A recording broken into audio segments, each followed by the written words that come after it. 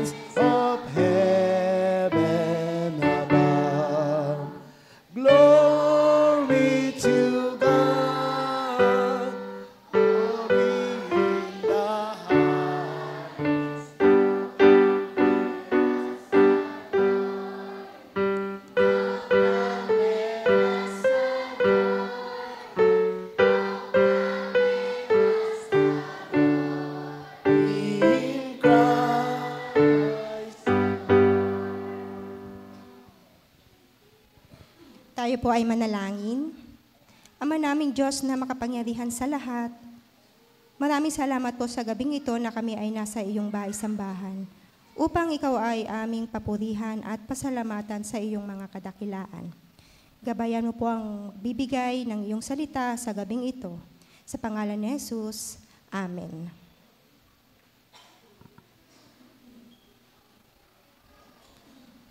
Tayo pong lahat ay magsiupo.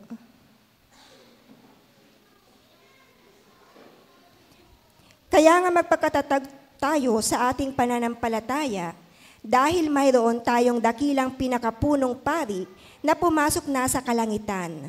Doon mismo sa harap ng Diyos, siya'y walang iba kundi si Jesus na anak ng Diyos.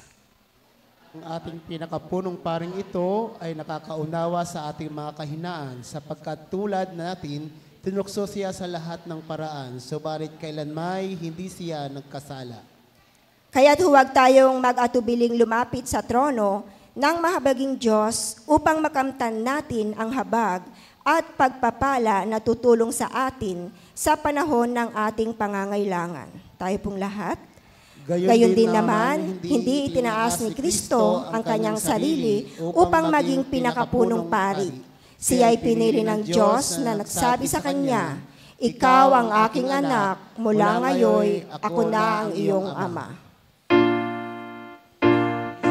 My soul, my Savior God, to Thee. How great Thou Tayo po nga tayo magsitayo. How great Thou art. Then sings my soul, my Savior God, to Thee. How great Thou art.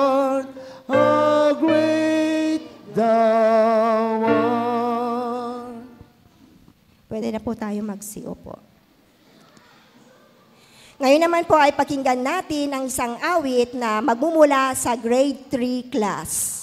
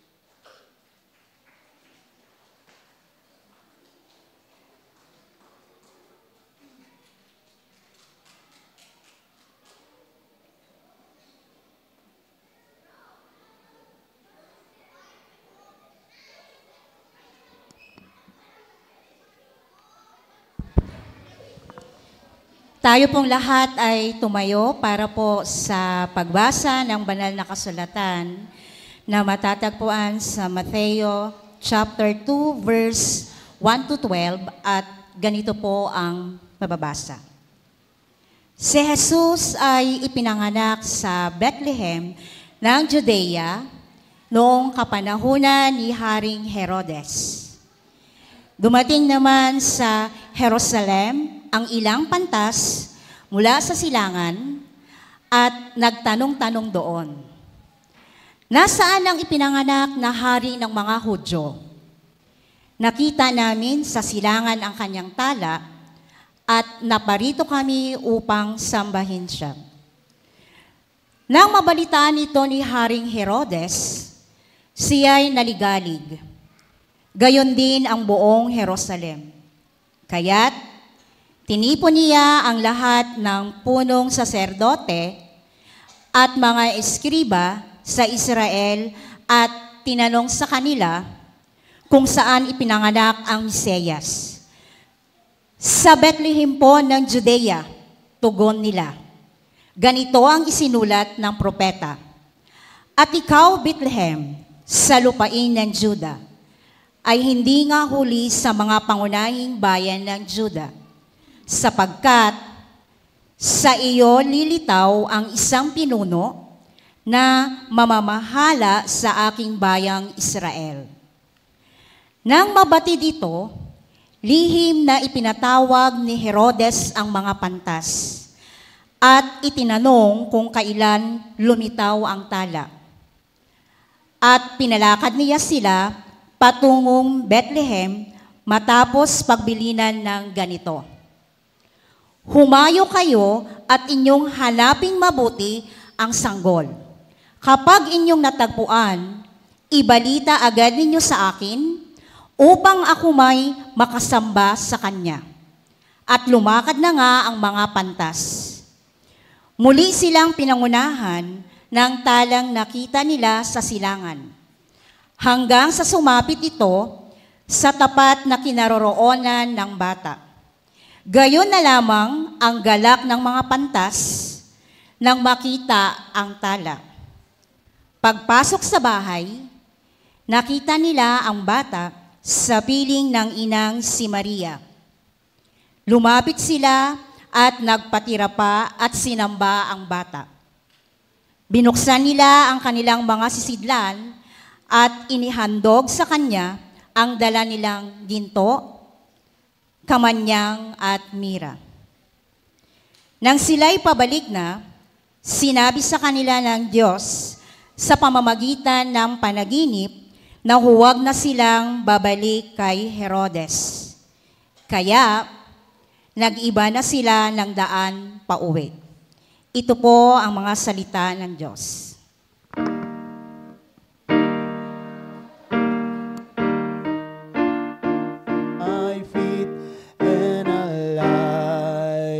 To my path, thy word is a lamp unto my feet and a light unto my path.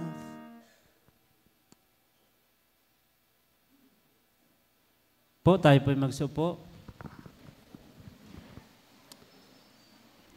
Magandang gabi po sa ating lahat. Ngayon po ay ating pang-apat na gabi na kung saan ay nihanda natin ang ating mga sarili para sa pagdiriwang ng Pasko 2023. Pakinggan po natin ang salita ng Panginoon sa pamagitan ng kanyang anak na gagamitin. Siya po ang churchly leader ng Castillejos United Methodist Church. At the same time, the President of the Board of Trustees of Castillejos Aldersgate Learning Center, Ma'am Maricel F. Perarista.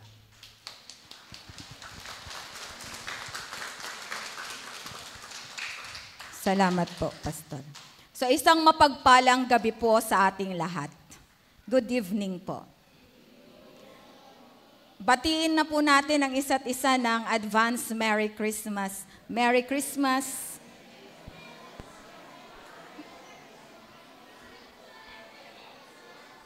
So, Nasa ika-4 na gabi na po tayo sa ating simbang gabi. Gaya nga po ng sinabi ni Pastor. Ilan na po sa atin ang wala pang liban sa pagdalo sa simbahan? O kaya naman ay pagsali sa online sa simbang gabi? Ilan na po ang wala pang liban? Naku, wala. May prize pa naman. So, sa mga nahihiya lang magsabi, magtaas ng kamay, congratulations po sa ating lahat. So, bago po tayo magpatuloy, tayo po muna ay sumandaling manalangin. Let us pray. Aming Amang Diyos na makapangyarihan sa lahat, maraming salamat at kami muling nagkasama-sama sa pagsamba at pagpupuri sa iyo. Ihanda mo po ang aming mga puso't isipan sa mensaheng aming mapakikinggan. Magsilbing gabay namin ito sa paglalakbay sa buhay na ito. Amen. So gaya po ng nabanggit sa ating mga pagsamba, ang tema po ng Simbang Gabi 2023 ay Presensya ni Kristo, Pag-asa ng Pasko sa Bumabangong Mundo. Sa loob po ng 2 araw at 7 gabi, makaririnig tayo ng mga mensaheng maghahanda sa atin sa pagdiriwang ng Pasko ngayong 2023. Nung unang gabi po, ipinaalala sa atin sa Isaiah 9 verses 6 to 7 ang tungkol sa presensyang ipinangako. Hindi ang regalo, bonuses, o ano pa mang material na bagay, kundi ang importansya ng pagsilang ng tagapagligtas ang dapat nating higit na ipagpasalamat at ipagdiwang ngayong Kapaskuhan.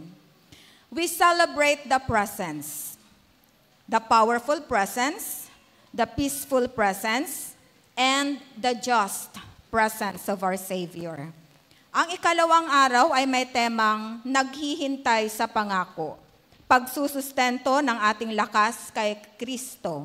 Ito ay mensahe ng Pasko mula sa Isaiah 40 verses 27 to 31.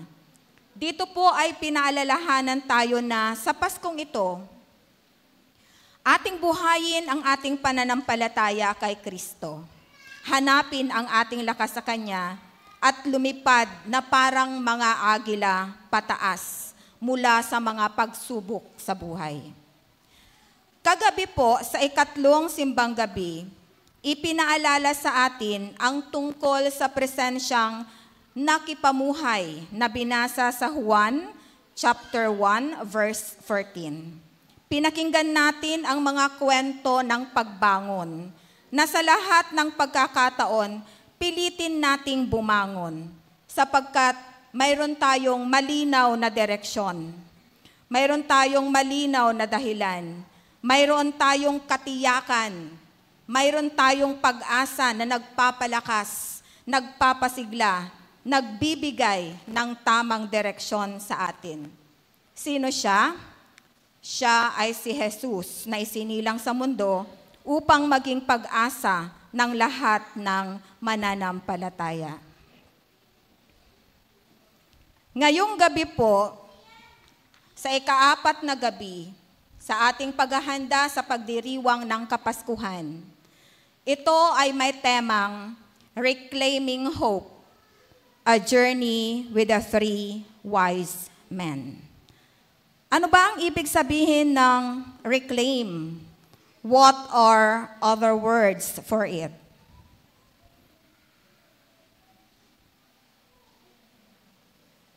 So reclaim, may mga salitang kasing kahulugan yung reclaim. So we have restore, which means sa Tagalog ay panumbalikin, rescue, iligtas, reform, baguhin, retrieve, kunin, regain, bawiin, repossess, muling angkinin, salvage ay pagsagip. So ngayong gabi, tuturuan tayo kung paanong panumbalik ang ating pag-asa sa panahong naroon yung ating pananampalataya, ngunit nawalan tayo ng pag-asa. So yung ating tekstong pag-aaralan ay mula sa binasa kanina sa Matthew chapter 2, verses 1 to 12. So the Magi visit the Messiah. So after Jesus was born in Bethlehem in Judea, during the time of King Herod, Magi from the east came to Jerusalem and asked, "Where is the one who has been born King of the Jews? We saw his star when it rose and have come to worship him." When King Herod heard this, he was disturbed, and all Jerusalem with him. When he had called together all the people's chief priests and teachers of the law, he asked them where the Messiah was to be born. "In Bethlehem in Judea," they replied, "for this is what the prophet has written. But you, Bethlehem, in the land of Judah, are by no means least among the rulers of Judah, for out of you will come a ruler who will shepherd my people Israel." Then Herod called the Magi secretly and found out from them the exact time the star had appeared. He sent them to Bethlehem and said, "Go and search carefully for the child. As soon as you find him, report to me so that I too may go and worship him." After they had heard the king, they went on their way. And the star they had seen when it rose went ahead of them until it stopped over the place where the child was. When they saw the star, they were overjoyed. On coming to the house, they saw the child with his mother Mary, and they bowed down and worshipped him. Then they opened their treasures and presented him with gifts of gold, frankincense, and myrrh. And having been warned in a dream not to go back to Herod, they returned to their country by another route. So tonight, our hearts are drawn to the story of the three wise men. Ang kwento ng paglalakbay ng tatlong pantas upang mahanap si Jesus ay nagsisilbing isang makapangyarihang salaysay ng muling pag-asa sa gitna ng mga kawalang katiyakan at hamon sa buhay. Ang mga Magi o sa Tagalog, matatalinong tao o mga pantas ay mga eksperto sa astrolohiya. Sila ay mga magagaling na pagano. Hindi nasabi sa Biblia kung taga-saan sila, pero may malakas na tradisyon na sila'y taga-Persya o Babylonia sa kasalukuyang bansang Iran o Iraq. Nanggaling sa Babylonia ang unang nabuong sistema ng astrolohiya at horoscope. So may kaugnayan din sila sa trono ng kanilang bansa kasi nagsilbi sila sa palasyo ng mga hari nila. So may libang bagay po tayong dapat tandaan sa pagsama natin sa paglalakbay ng tatlong mago o pantas patungo sa sabsaban. Una, hope in the darkness. Sa John chapter 8 verse 12, when Jesus spoke again to the people, he said, "I am the light of the world.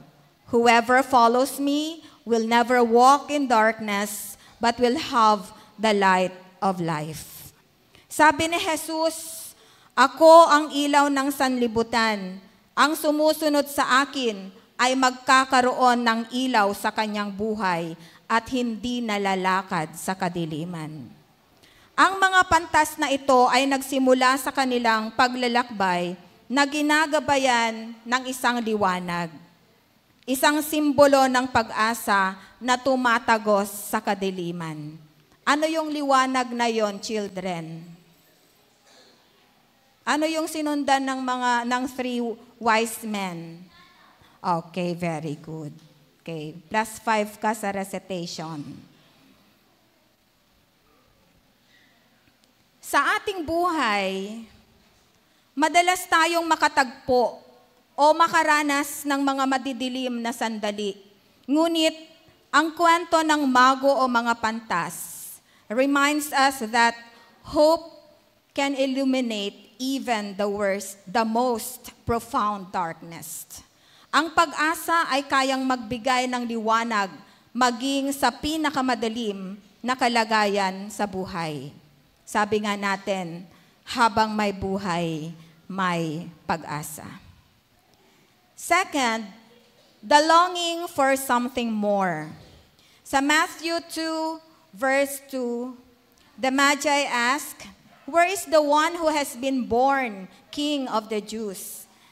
We saw his star when it rose and have come to worship him." Ang mga pantas na ito ay may malalim o matinding pananabik sa isang tagapagligtas.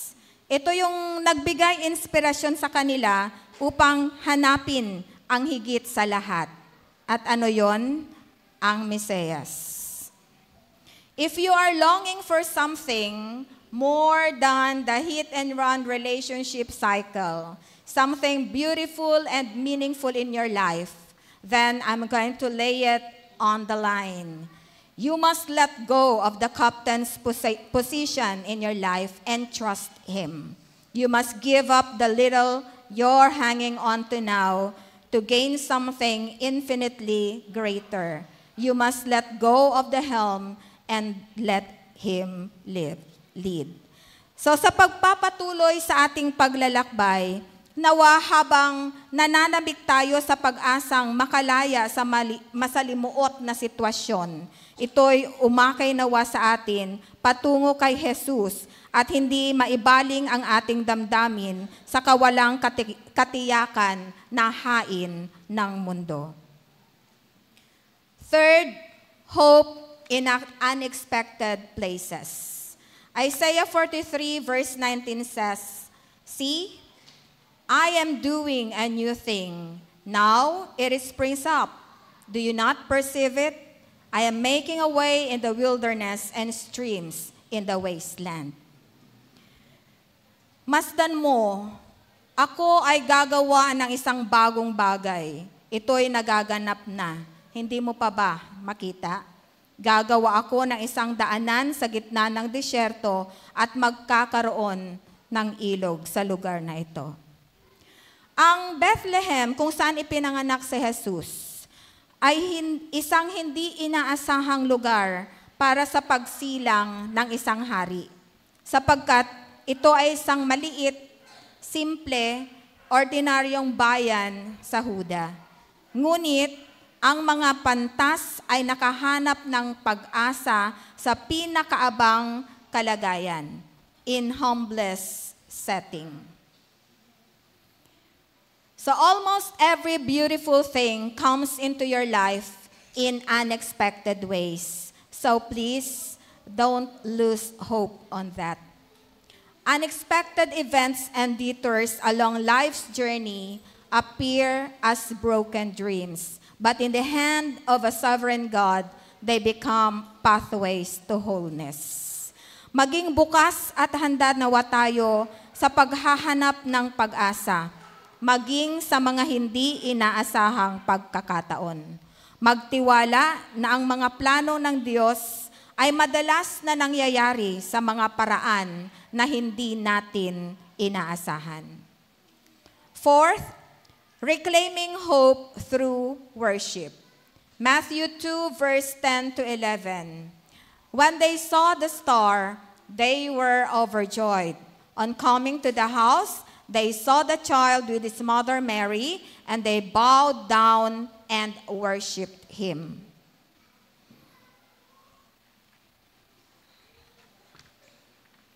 So ang mga pantas ay sumamba kay Jesus. Nagpatira pa nang makita nila ito. Kinilala nila siya bilang isang dakilang haring pinagmumulan ng tunay na pag-asa. Sabi nga, depend on it, my hearer, you will never go to heaven unless you are prepared to worship Jesus Christ as God. He is the way, the truth, and the life. Sa ating pagsamba at debosyon, let us reclaim hope sa pamamagitan ng pagkilala natin na ang ultimate fulfillment, ang hinahanap natin, tiyak na kaligtasan ay matitiyak kay Kristo lamang. And the last one is the hope of redemption. Sa Philippians 3 verses 20 to 21, "But our citizenship is in heaven, and we eagerly await a Savior from there, the Lord Jesus Christ, who by the power that enables him to bring everything under his control, will transform our lowly bodies so that they will be like his glorious body." Subalit sa kabilang dako, tayo ay mga mamamayan ng langit. Mula rooy, hinihintay nating may pananabik ang Panginoong Hesukristo, ang ating tagapagligtas, at sa pamamagitan ng kapangyarihang ginamit niya sa pagpapasuko sa lahat ng bagay, ang ating katawang may kahinaan ay babaguhin niya upang maging katulad ng kanyang katawang maluwalhati. So ang mga regalong ginto, kamanyang at mira ay sumasagisag hindi lamang ng karangalan, kundi pati na rin ng pag-asa ng pagtubos sa pamamagitan ni Jesus. So sabi niya dito sa cartoon, sa comics, "What are you carrying?" Magkasabay naglalakad si Jesus at saka si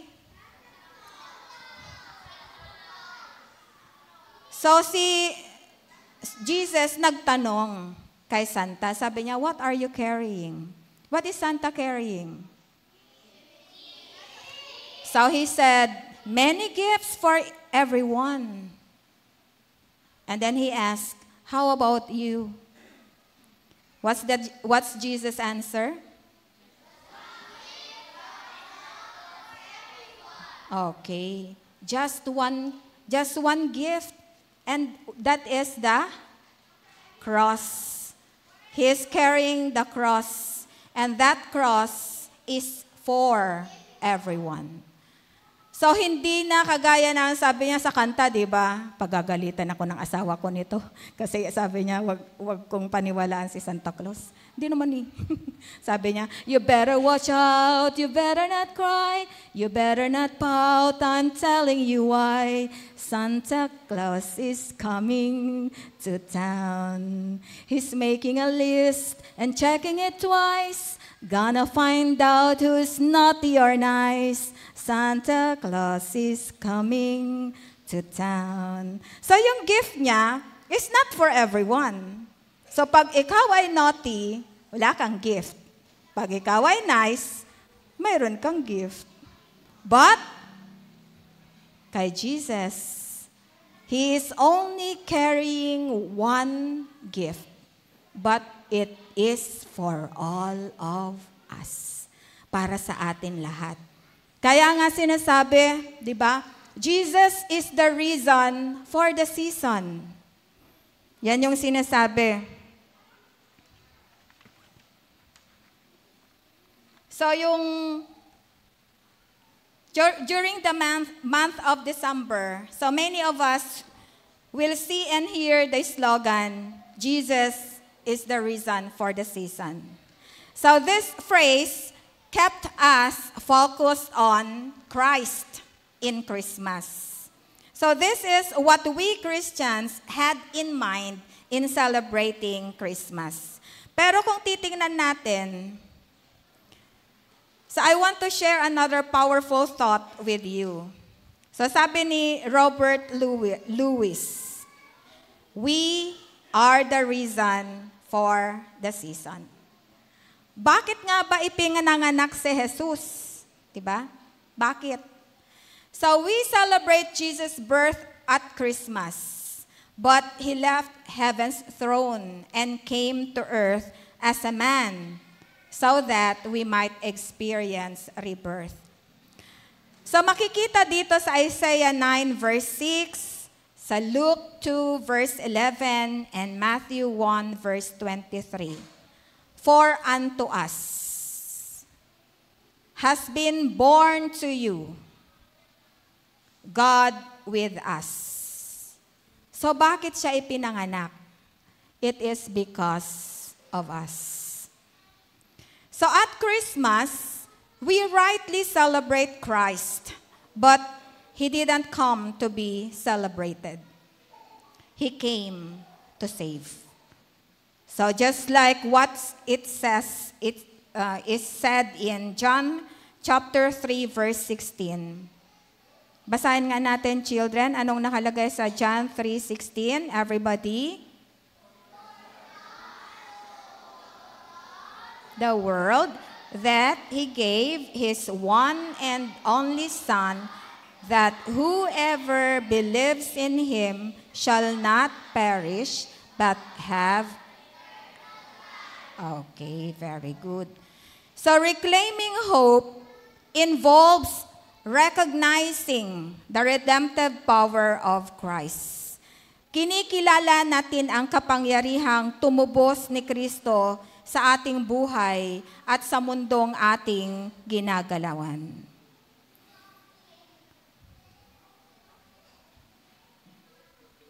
So life is like a rainbow. You need both rain and sun to make its colors appear. So ang ating buhay ay sadyang napakakulay. Hindi ito palaging madilim lang o kaya laging masaya lang o makulay lang. Sa mga panahong dinadalaw tayo ng matinding dagok sa buhay, lagi tayong lumingon sa ginawang pagliligtas sa atin. And always remember that behind the dark clouds, the sun is still shining. Lagi nating isipin, no matter how stuck you feel, no matter how bad things are right now, no matter how hopeless and depressed you feel, no matter how many days you have spent wishing things were different, I promise you, you won't feel this way forever. You keep going. So this is the season, and this is the reason. Christmas is Christ's birthday. Yes, we are celebrating His birth, but let's not forget that we are the reason why He was born. He is our hope that was seen. Sa ating pagninilay-nilay sa paglalakbay ng mga pantas, naway ma-reclaim natin ang pag-asa sa ating buhay sa pamamagitan ng pagsunod sa liwanag ni Kristo. Naisin ang higit sa inihahain ng mundo na pag-asa. Maging handa tayo at bukas sa kanyang paggawa sa lahat ng sitwasyon o panahon, even in unexpected places. Let us worship with sincerity and embrace the redemptive hope na inaalok ni Jesus. In reclaiming hope, nakita natin ang walang hanggang liwanag na tumatalo ng kadiliman at gumagabay sa atin patungo sa hinaharap na puno ng mga pangako ng Diyos. Sa ngalan ng Ama at ng Anak at ng Banal na Espiritu. Amen.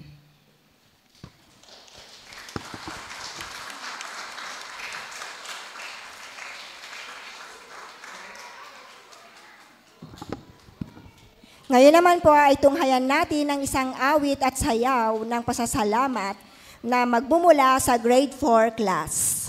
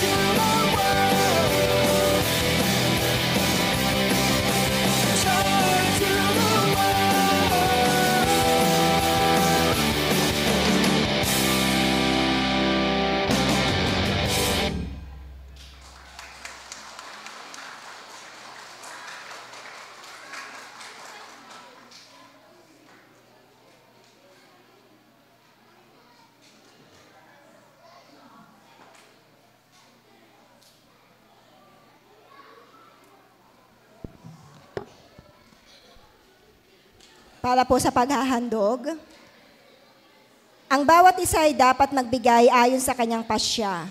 Maluwag sa loob at hindi napipilitan lamang, sapagkat iniibig ng Diyos ang nagbibigay ng may kagalakan. Magagawa ng Diyos na pasaganain kayo sa lahat ng bagay at higit pa sa inyong pangangailangan, upang sumagana kayo para sa mabubuting gawa.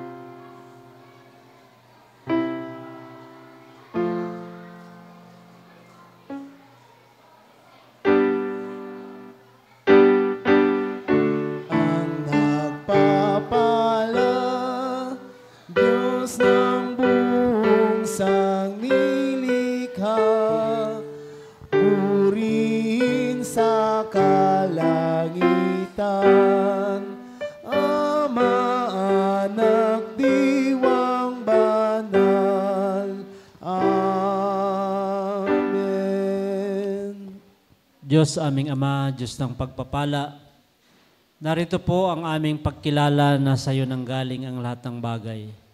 Narito po ang aming pagkakaloob. Nagpapasalamat po kami sa lahat ng mga biyaya, katulad ng iyong mga pangako sa amin na hindi mo po kami pababayaan.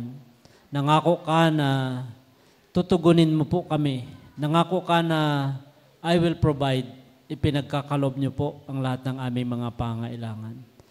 Kalugdan niyo po, O Diyos, ang mga kalob na ito at mula dito ay dumaloy ang masaganang pagpapala, siksik, liglig, maapaw na biyaya sa lahat ng mga pinagkakakitaan, negosyo, trabaho ng iyo pong mga anak. Ganon din mga online givers, pagpalaan niyo po sila sa lahat ng bagay para nasa namin ang biyaya mo. Sa pangalan ng Ama, ng Anak at ng Banal na Espiritu. Amen.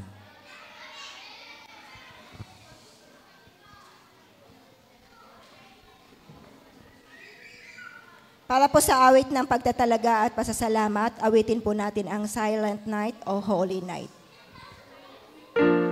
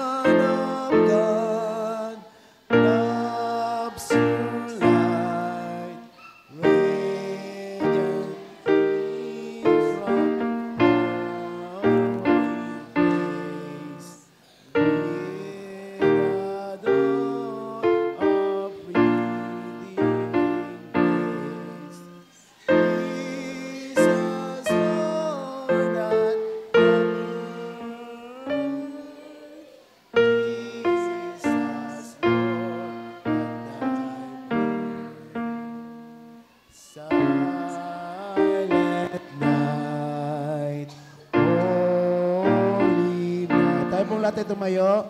Wondrous star, lend thy light.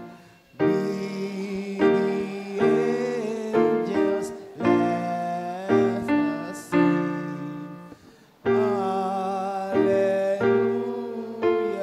to our King. Bless all the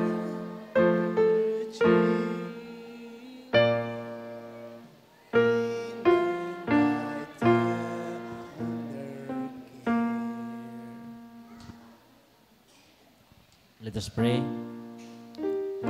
Aming Ama at aming Diyos, sa gabing ito, muli po kaming nagpapasakop sa iyo. Ikaw ang aming Panginoon at tagapagligtas. Na-inspired po kami sa journey ng mga pantas noong unang Pasko. Sila po ay mayroong pagsisikap at pagpupunyagi. Sa kabila ng kadiliman, sinundan nila yung tala hanggang marating kanila. Panginoon, katulad ng aming pinag-aralan ngayon, anumang kalagayan at sitwasyon ng aming buhay, ang kinin naming muli ang hindi matitinag na pag-asa mula sa iyong kapanganakan, mula sa iyong pagliligtas, sa iyong kamatayan at muling pagkabuhay para sa aming lahat. Dumating ka upang walang pagkakataon sa buhay namin na kami po ay matatalo, na kami ay susuko, sapagkat mayroong isang kapangyarihan na laging maghahatid sa amin sa pag-asa. At sa pamagitan ng aming pananampalataya, matatagpuan naming lagi ang isang liwanag na nagmumula sa iyo. Hindi ko po kilala ang lahat, Panginoon. Ikaw lamang ang nakakabatid ng mga kalagayan. Kaya sa iyo ko po sila ipinagkakatiwala. Nagpapasalamat po kami sa mga grade 3 and grade 4 learners na nag-alay ng kanilang mga talento sa iyo. Patuloy po namin silang itinatagubilin at ipinapanalangin upang pagpalain niyo po sila sa lahat ng bagay.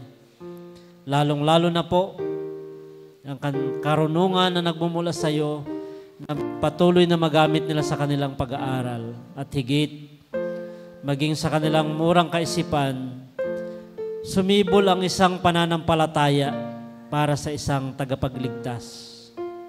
Ganon din ang bawat magulang sa lahat ng bawat isa sa amin na sumasamba ngayon at nagkakatipon ngayon.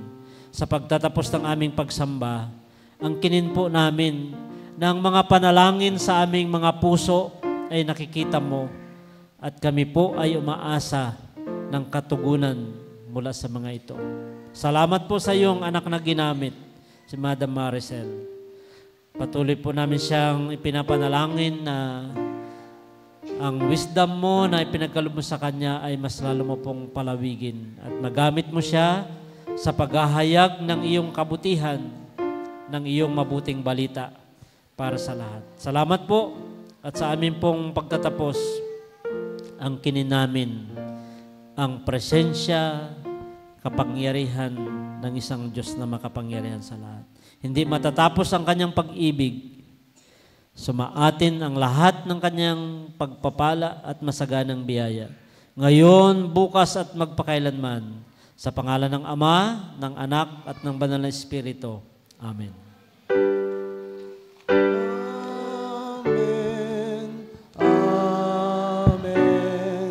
Amen.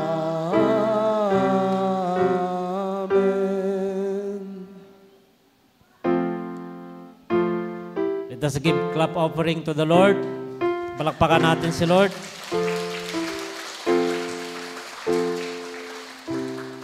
Tapos na po ang ating pagsamba. Salamat po sa inyong pagdalo at tumayo kayo na taglay panibagong lakas at pananampalataya. Naging pagpapala tayo sa iba.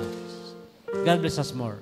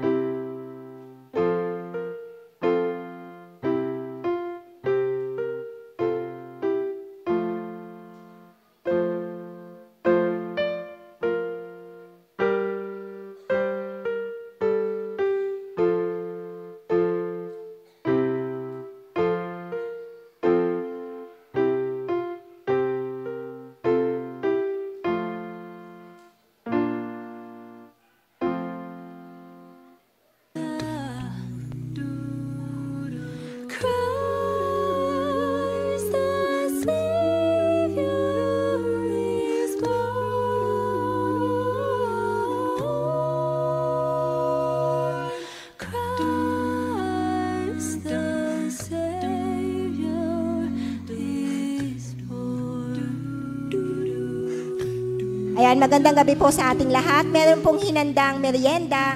Dito po ang mga Ferraresa family.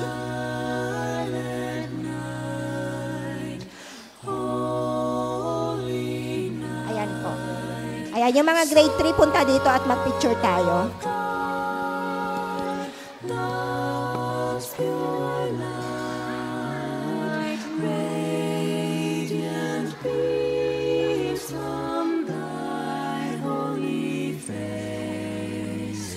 With the dawn.